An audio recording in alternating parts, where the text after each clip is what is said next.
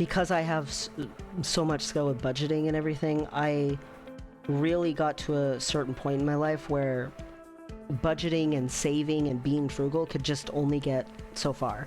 And I had to open myself up to investing, something I had never learned about or thought about for most of my life because I didn't have the capacity to know anything about it because of the way I grew up. You know, I got really skilled at budgets, really skilled at saving. I can help people with their actual day-to-day life and their spending and their monthly spending and their yearly spending, like, super well. But investing was something that I really am still having to research and learn about and grow about. I read a lot.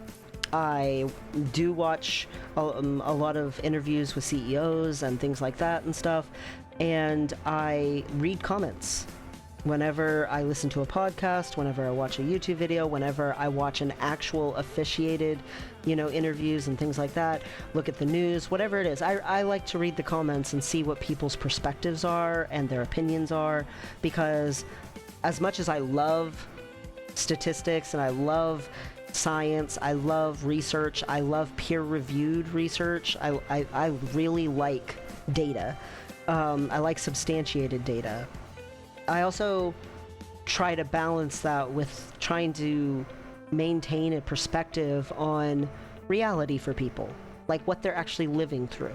Not just here's the stats, but also here's the day-to-day reality. I have noticed that a lot of people want to know the practicalities of this CEO who, say, has like a couple bill or 100 mil or whatever they have, whatever it is. And they're like, oh, what are the practicalities of your day-to-day life? What are you doing right now that I can emulate? And that happens a lot. They're like really interested in emulating what they're doing right now. And I find that strange, because in reality, that person spent years getting to that point, and they did a lot of things between being where you're at right now and being this billionaire that they are today. And emulating exactly, things that they're doing today is like trying to skip a whole bunch of steps. It's trying to get to the end goal without having to do any of the work to get to the end goal that's in between, not where you're at. You don't have the capacity where you're at to even implement all of the things that they can do, having billions. So why are you saying, hey, what are you doing?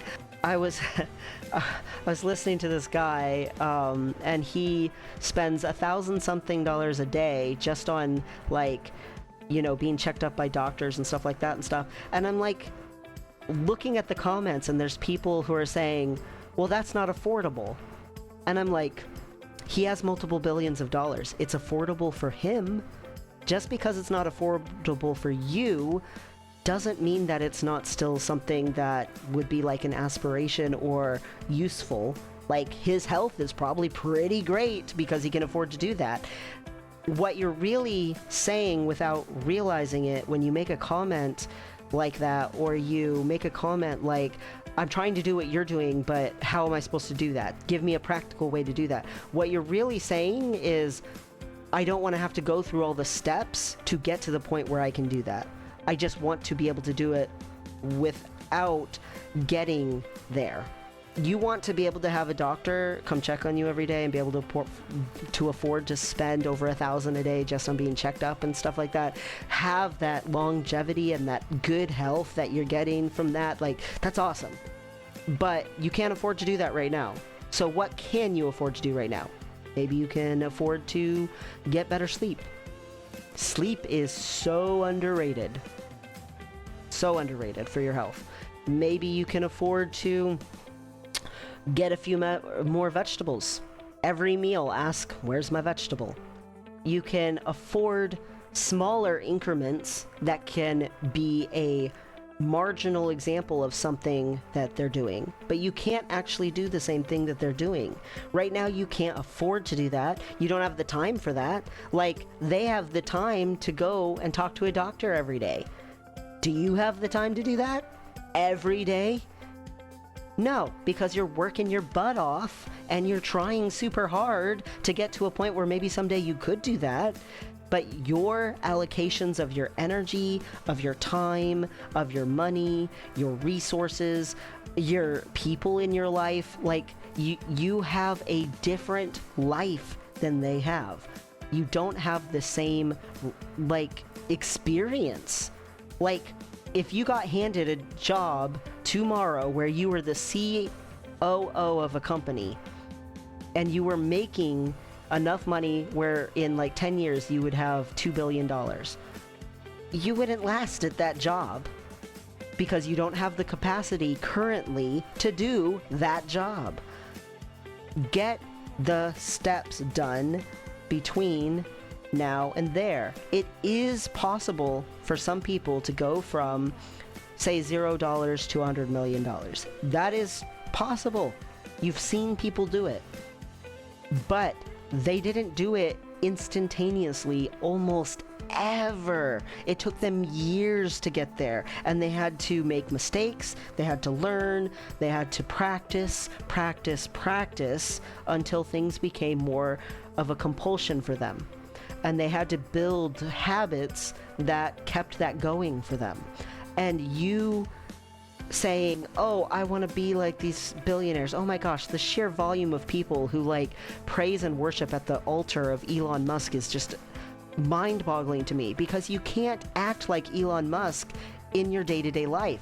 You can't say such absurd things or you're going to get fired at your job. You can't go around like just flying wherever you feel like. You're going to be in massive debt. You can't actually be like, oh yeah, I am going to get away with whatever. I can just pay off. Oh, this fine or whatever it is. Get a slap on the hand. Oh well, I'll just pay for it. You can't afford to pay for a freaking speeding ticket. You cannot live in the exact same way as them. And you can, again, pick little marginal things that you can implement into your life. It's not like you can't learn from a billionaire. For sure, absolutely. I learned from billionaires. But trying to jump directly into, I want to emulate your life as you live it right now, is skipping way too many steps. You need to look at where you are right now. Maybe right now you're super poor. Go find somebody who started out super poor. Like they started out and their family was hand sewing their clothes. They were on food stamps when they were little. Go find somebody like that and then look at a biography or an autobiography of their life. Go find an interview where they talk about their life and see where they were at when they were somewhere where it is similar to where you are at right now. Maybe you're in college and you're like, holy crap, I've got all this debt that I'm going to be hit with as soon as I graduate, and I don't know what to do. Like, this is very scary for me. What if I graduate and I don't have a job? Like, 50% of students, even from super high universities, graduate without having a job. So if you're going to like community or college or something, it's worse. So you've got to accept this debt might come hitting me and I don't have a job right out of college. And you're trying, you're doing your best. It's not your fault necessarily. It's just how it is.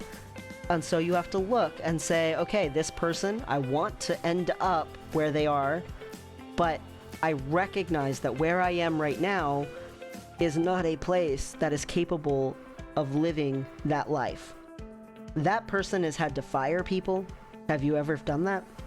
That person has had to say no to going to, birthday parties and weddings and stuff.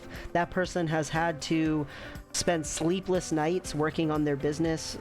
They have had to make a ton of mistakes and bad investments and come back from that. Like, most of the CEOs, they had to do some work to get to the place where they now have the capacity to be like, I don't feel guilty about being quote unquote rude to this waitress and saying, this is what I want, get it here as fast as possible. No, I don't want to order drinks. No, I don't want appetizers. I want this, get it here. And then leave a big tip. because you can afford to save your time and you have the money to get away with it. And because you are functioning at a totally different level than the average person, it comes across as rude. Now, again, I'm not encouraging everyone to function at that level, because I personally think functioning in that way is just over-functioning, and in reality, that person needs to talk to a therapist and probably do some psychology work. It's an addictive personality issue, overcompensating for something else, an emotional distraughtness. But in the end, a billionaire is just a person, but that person has different thresholds than you do for certain things. Maybe you can't tolerate noise, or maybe you can't tolerate visual stimulation. Maybe you can't stand sitting for 6 hours straight typing. Maybe you like doing phone calls instead of text messages. The majority of billionaires text because phone calls are a waste of time for them. The majority of billionaires want to get to the point. What if you really love a good story? Like, there are some billionaires who love a good story, but it's not the majority. So the person that you're emulating, it needs to be someone reflective of your own capacities or capabilities, at least a tiny bit. Yeah, you might love the flashy lifestyle that you're seeing from certain, CEOs or billionaires and stuff, but in order to really get down to the nitty-gritty, you need to know who they are as a person, what they stand for, what they believe, what their actual personality is like, and be honest with yourself. Is any of this reflective of me? Do I act like any of these things? Maybe then I could grow these things into being more reflective of what this person has. But if they act a totally different way than me in every way, shape, and form, at a certain point you got to be honest with yourself and say, okay, I can get more money than what I have now, but I probably am not going to ever be that guy. You need to be real with yourself. And then if you are like, you know what, I do see a lot of myself in this person, I do think I could have some of those personality traits and do some of those things, the next thing is follow those same steps. If you are at a point in your life where you just bought your first business, go look when they've bought their first business, what were they doing? What were they living like at that point? What were the successful things that they implemented at that point? Not today, not where they are 8 or 16 years later or whatever it is, when they bought their first business. When they just got out of college, what were they doing? When they very first became an entrepreneur, what was the first sort of things that they were doing? What were the things that they were learning from? Put yourself into pacing with the step that you're on when they were on that step.